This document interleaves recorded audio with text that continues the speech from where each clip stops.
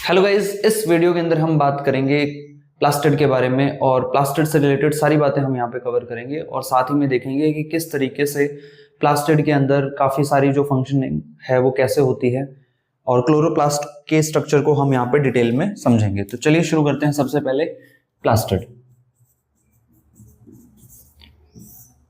किस किस के अंदर देखने को मिलता है, तो प्लास्टिड जो है वो यूग्लेनॉइड्स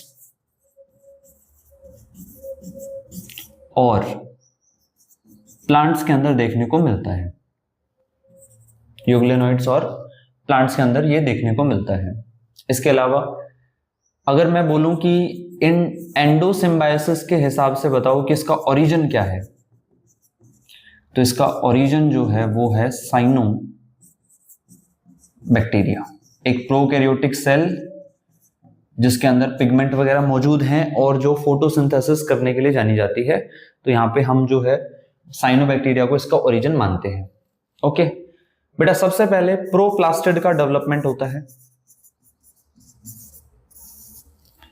प्रोप्लास्टिड से डिफरेंशिएशन होकर अलग अलग जो टाइप्स हैं वो बनते हैं, जैसे क्लोरोप्लास्ट,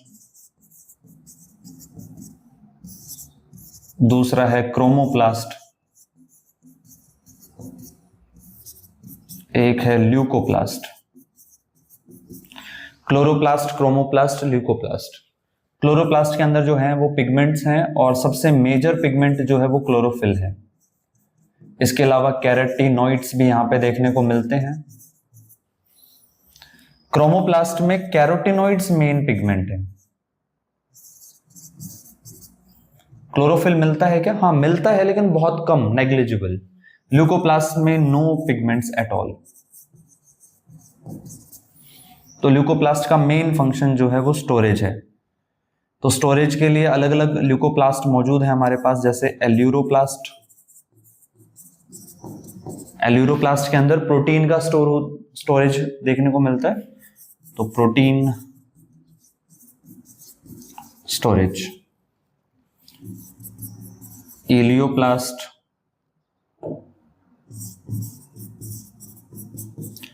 ऑयल या फिर फैट या आप कह सकते हो लिपिड, इनका स्टोरेज देखने को मिलता है।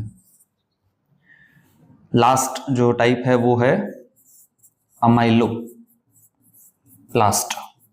अमाइलोप्लास्ट के अंदर कार्बोहाइड्रेट स्टोर होता है।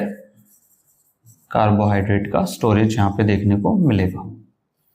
ओके, सो बेसिकली ये वो टाइप्स हैं। यहां पे थोड़ा सा इनका जो मेटामॉर्फोसिस है वो और समझ लेते हैं। आपको ध्यान क्या रखना है कि क्लोरोप्लास्ट चेंज हो जाता है क्रोमोप्लास्ट के अंदर।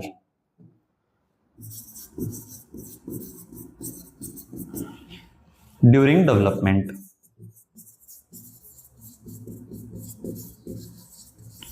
तो ऐसे समझ लो, जब आप मान लो कि टमाटर है, टमाटर जब पक्का हुआ नहीं होता, फुल्ली डेवलप नहीं होता, तब वो ग्रीन कलर का है, तो उसके अंदर क्लोरोप्लास्ट ज्यादातर मौजूद हैं। लेकिन जैसे वो डेवलप हो जाता है वो लाल कलर का हो जाता है, तो क्लोरोप्लास्ट क्रोमोप्लास्ट में चेंज हो जाता है। और क्रोमोप्लास्ट के अंदर भी जो लाइकोपीन एक पिगमेंट है, एग्जाम्पल में लिख देता हूं मैं, लाइकोपीन रेड कलर देता है टू टमाटो, उसकी वजह से लाल कलर आपको देखने को मिलता है। तो क्लोरोप्लास्ट से क्रोमोप्लास्ट में चेंज हो जाता है, लेकिन क्रोमोप्लास्ट से क्लोरोप्लास्ट चेंज नहीं देखने को मिलता। तो ये जो डेवलपमेंट है ये आपको ध्यान रखना है। ओके, चलिए आगे बढ़ते हैं हम।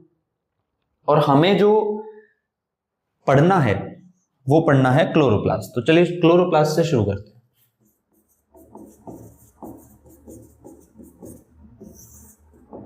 क्लोरोप्लास्ट से शुरू करते हैं। आओ जरा, क्लोरोप्लास्ट के अंदर सबसे पहले मैं डायग्राम बनाने की कोशिश करता हूं और इस डायग्राम में हम देखेंगे अलग अलग बातें। ये मैं कुछ कुछ ओवल शेप का क्लोरोप्लास्ट बना रहा हूं। वैसे एनसीईआरटी लिखती है कि भाई lens, discoid, Oval, lamella shaped etcetera. Cup shape भी हो सकता है, ठीक है। कॉलर शेप क्लोरोप्लास्ट भी देखने को मिलते हैं। तो बहुत सारे एग्जाम्पल, इसलिए मैं यहाँ पे एटसेट्रा लिखा हूं।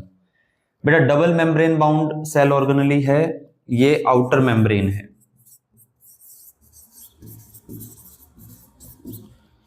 आउटर मेम्ब्रेन जो है वो मोर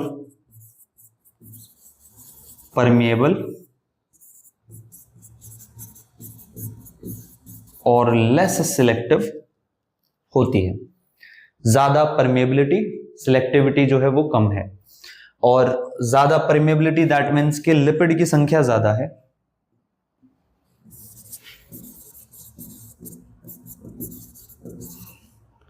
सिलेक्टिविटी कम है यानी लेस प्रोटीन। जो इनर मेम्ब्रेन है वो जस्ट अपोजिट है, ये इनर मेम्ब्रेन है।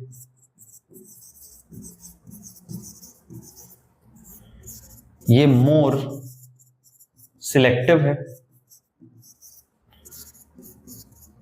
और लेस परमिएबल है। ज्यादा सिलेक्टिव है, ज्यादा परमिएबल है। दैट मीन्स आप समझ गए होंगे कि जस्ट अपोजिट बात है। इसके अंदर लेस लिपिड है और मोर प्रोटीन है। ओके, ये दोनों के बीच का स्पेस है, जैसे आप इंटरमेम्ब्रेन स्पेस कह सकते हो। और ये जो है यहाँ पे फ्लूइड है, इसे हम स्ट्रोमा कहते हैं। जैसे माइटोकॉन्ड्रिया वाली वीडियो में हमने मैट्रिक्स देखा था।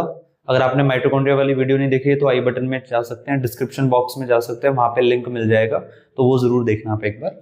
यहाँ पे हम बात करते हैं स्ट्रोमा के बारे में। तो स्ट्रोमा वही फ्लूइड वाली जो अंदर का पार्ट है वो है स्ट्रोमा।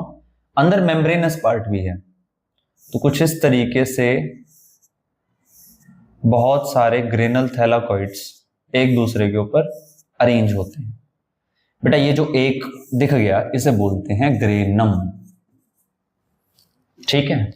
इस जैसे कई हो जाएंगे, जैसे मैं दूसरा ग्रेनम बना रहा हूं। अब इन दोनों को मिलाकर मैं बोलूंगा ग्रेना।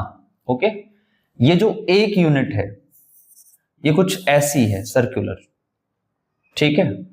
और रोटी की तरह समझ सकते हो, पूड़ी की तरह समझ सकते हो इसको। अगर मैं कट करूंगा ना यहां से और यहां से देखूंगा तो ये कुछ ऐसे नजर आएगी। ये अंदर ल्यूमेन और ये मेम्ब्रेन। ओके, इसे मैं ग्रेनल थाइलाकॉइड कहता हूं। ओके, ग्रेनल थाइलाकॉइड जो है बेसिकली ये ग्रेना बनाने के लिए एक दूसरे के ऊपर अरेंज होते हैं और ग्रेना का फॉर्मेशन होता है। दो ग्रेनम के बीच में ऐसे ट्यूबुलर मेम्ब्रेन का पार्ट भी होता है, इसे स्ट्रोमा लैमेली कहते हैं। इसे स्ट्रोमा लैमेली बोला जाता है। ओके, तो ग्रेनल थैलाकॉइड और स्ट्रोमा लैमेली यहां पे देखने को मिलते हैं। बेटा ग्रेनल थैलाकॉइड के अंदर फोटोसिस्टम फर्स्ट और फोटोसिस्टम सेकंड दोनों होते हैं। स्ट्रोमा लैमेली में ओनली फोटोसिस्टम फर्स्ट होता है। अब ये फोटोसिस्टम क्या चीज है ये हम अभी थोड़ी देर में ही देखेंगे। अभी तो आप ये मेम्ब्रेन वाला पार्ट समझ लो।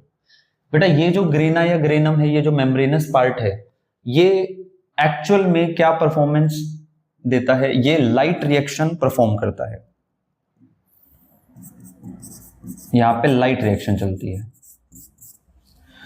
और ये जो स्ट्रोमा है इसमें यहां पे डार्क रिएक्शन चलती है। लाइट रिएक्शन का क्या मतलब है? देखो, फोटोसिंथेसिस होगी क्लोरोप्लास्ट में। क्लोरोप्लास्ट फोटोसिंथेसिस के लिए जाना जाता है। फोटोसिंथेसिस में दो फेजेस हैं, एक लाइट रिएक्शन और एक डार्क रिएक्शन। लाइट रिएक्शन में वाटर टूटता है, ऑक्सीजन इवॉल्व होती है, लाइट ट्रैप होती है, उसी का यूज करके ATP DPH2 का फॉर्मेशन किया जा सकता है। और जो हमारा डार्क रिएक्शन है उसके अंदर CO2 का रिडक्शन होता है, ठीक है। तो स्ट्रोमा के अंदर डार्क रिएक्शन होती है। अब CO2 के रिडक्शन वगैरह करवाने के लिए एंजाइम्स चाहिए होते हैं, तो जो एंजाइम्स है वो स्ट्रोमा के अंदर मौजूद हैं।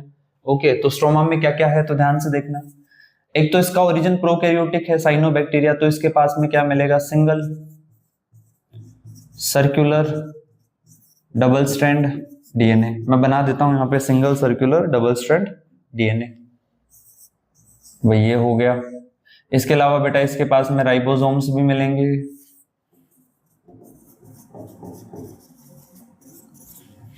ठीक है, जो ये राइबोसोम्स हैं ये 70S वाले हैं।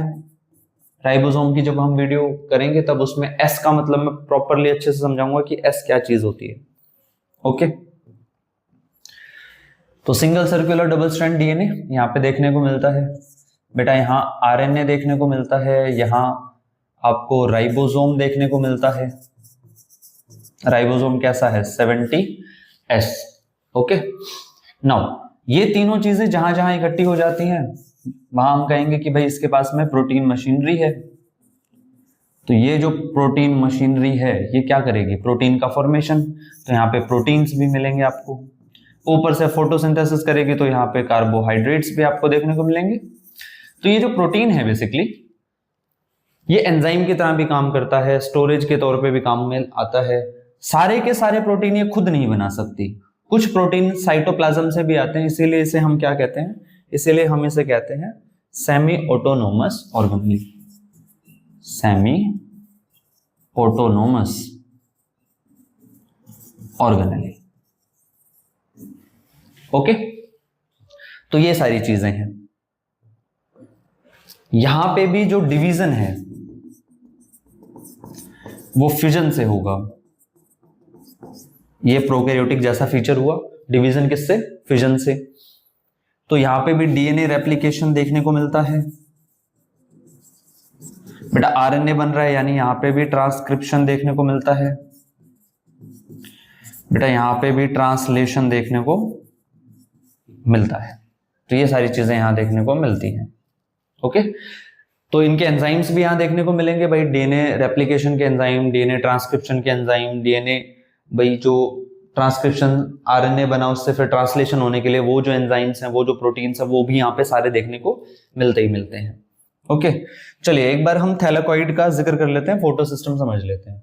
तो भाई मैं एक ग्रेनुल थैलेकॉइड ऐसे उठा लाया, मैंने इसको यहाँ से कट किया, मैंने यहाँ देखा, इधर से देखने पे मुझे कुछ ऐसा नजर आया, ये ल्यूमेन और ये मेम्ब्रेन, मेम्ब्रेन और ये यहाँ पे स्ट्रोमा। ओके, तो मैं इस वाले पार्ट को जूम करके नीचे बना रहा हूं। चलिए, तो ये लिपिड की बाइलेयर, ये भाई ऊपर स्ट्रोमा और ये है ल्यूमेन। आइए, तो बेटा ये लिपिड की बाइलेयर है, तो इस तरीके से लिपिड्स यहां पे अरेंज होंगे। यहां पे आप देख सकते हो कि प्रोटीन एक पूरा का पूरा इस मेम्ब्रेन का पार्ट है। इस प्रोटीन के साथ बहुत सारे पिगमेंट्स जो हैं वो एसोसिएटेड हैं, बहुत सारे पिगमेंट्स यहां पे एसोसिएटेड हैं। इन्हें बोलते हैं एसेसरी पिगमेंट्स।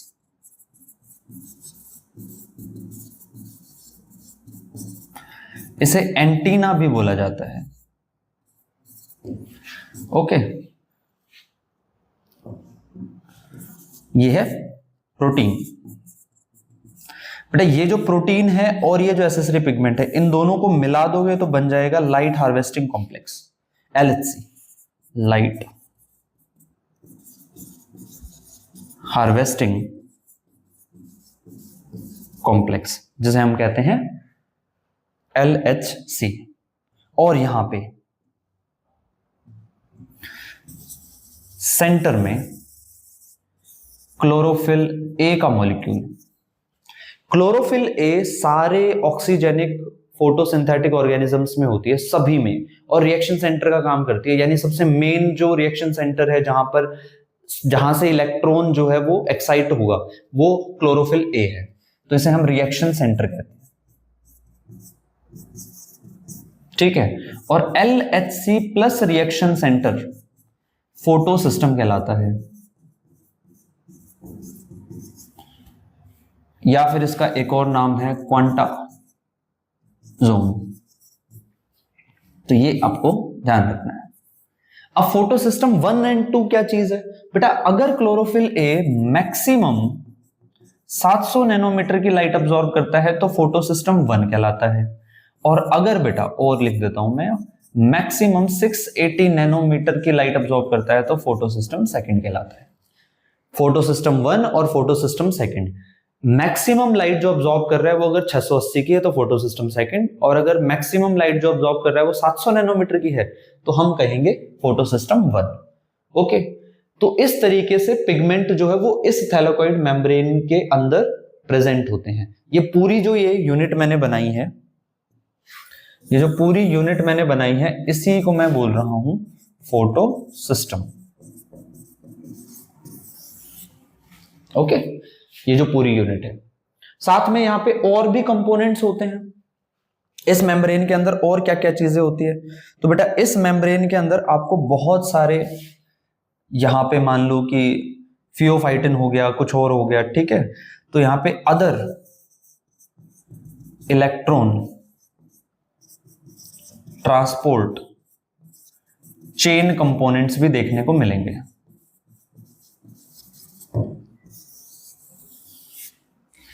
बहुत सारे ट्रांसपोर्ट चेन कंपोनेंट्स भी यहां पे देखने को मिलते हैं जो कि लाइट रिएक्शन करवाने के लिए रिस्पॉन्सिबल होते हैं। तो बढ़िया लेबर ऑफ डिवीजन यहां देखने को मिलता है। देखो, रिडक्शन ऑफ CO2 का काम कौन कर रहा है, वो स्ट्रोमा कर रहा है।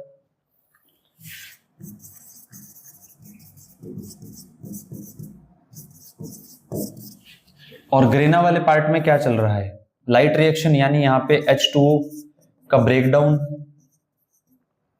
आप कह सकते हो इसका ऑक्सीडेशन हो रहा है। तो एक काम एक हिस्से में हो रहा है, दूसरा काम दूसरे पार्ट में हो रहा है। तो इसलिए हम यहां पे कहते हैं कि बहुत बढ़िया लेबर ऑफ डिवीजन यहां पे देखने को मिलता है, सॉरी डिवीजन ऑफ लेबर यहां पे देखने को मिलता है। डिवीजन ऑफ लेबर मतलब अलग अलग कंपोनेंट्स को काम बांट रखा है कि आपका ये काम है और आपका ये काम है। तो क्लोरोप्लास्ट के अंदर ये सारी चीजें जो है आपको ध्यान रखनी है। ओके, तो यहां पे हम वीडियो लेक्चर एंड कर सकते हैं। एक छोटी सी बात और मैं यहां पे आपको बता सकता हूं कि क्या क्या चीजें प्रोकैरियोटिक सेल से रिजेंबल करती हैं। तो सबसे पहले तो भाई जो डीएनए का टाइप है, सबसे पहले तो जो डीएनए का टाइप है वो रिजेंबल करता है किससे, प्रोकैरियोटिक सेल से। दूसरा 70S राइबोसोम प्रोकैरियोटिक सेल से रिजेंबल करता है। तीसरा division bye fusion, division bye fusion, ये भी किससे करता है, प्रोकैरियोटिक सेल से रिजेंबल करता है। ओके, प्रोप्लास्टिड जो है वही डिवाइड करती है। ओके, और वो डिफरेंशिएशन के बाद क्लोरोप्लास्ट, क्रोमोप्लास्ट, ये सारी चीजें बनाती है। तो यहां पे जो प्रोप्लास्टिड है वो एक्चुअल में मेन है, उसके बाद में ही जरूरत के हिसाब से, लोकेशन के हिसाब से कि क्लोरोप्लास्ट बनाना है, क्रोमोप्लास्ट बनाना है, ये सारी चीजें बनती हैं। तो यहाँ पे इस वीडियो को हम खत्म करते हैं। कोई टॉपिक या कोई ऐसा चैप्टर है जो कि आपको नहीं समझ में आ रहा तो आप वो कमेंट कर सकते हैं और आप अपना फीडबैक दे सकते हैं। Thank you so much.